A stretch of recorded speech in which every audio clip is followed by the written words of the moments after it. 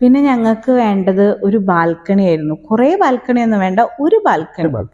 ഒരു ആഗ്രഹം പൂർത്തീകരിക്കാൻ ഒരു ബാൽക്കണി എന്ന് പറയുന്നത് ഒരു ബാൽക്കണി. പിന്നെ ഓഫീസ് റൂം അത് നിർബന്ധമായിരുന്നു. അതുകൊണ്ട് എൻ്റെ എപ്പോഴത്തെയും പ്രയോറിറ്റി ലിസ്റ്റിൽ ഫസ്റ്റ് ആയിരുന്നു. പിന്നെ മെയിൻ ഒരു സംഭവമുണ്ട്, ഞങ്ങൾക്ക് രണ്ടാളും നിർബന്ധമായും പറഞ്ഞൊരു റിക്വയർമെന്റ് അതാണ്, ഏജ് ഫ്രണ്ട്ലി ആയിരിക്കണം.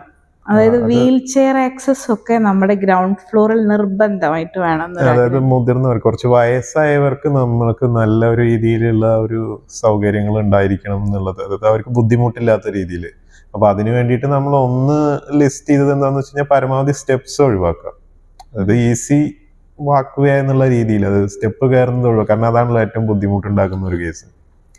ബാത്റൂമിലും അങ്ങനെ, അതായത് ബാത്റൂം ഒന്നും സ്റ്റെപ്ഡ് ആവരുത്, ഒരേ ലെവലായിരിക്കണം. അതായത് നമുക്കൊരു വീൽ ചെയർ എല്ലായിടത്തേക്കും ആക്സസ് വേണമെന്നൊരു നിർബന്ധം ഉണ്ടായിരുന്നു. അത് ഫസ്റ്റ് ഫ്ലോറിൽ, മീൻസ് ഗ്രൗണ്ട് ഫ്ലോറിൽ, ഫസ്റ്റ് ഫ്ലോറിലല്ല, മുകളിലേക്ക് കയറണമെന്നല്ല, ഒരു ഫ്ലോർ, ഒരു റൂം, ഒരു ബാത്റൂം, അത് വീൽ ചെയർ ഫ്രണ്ട്ലി ആവണം എന്നുള്ളതൊരു നിർബന്ധം ഉണ്ടായിരുന്നു.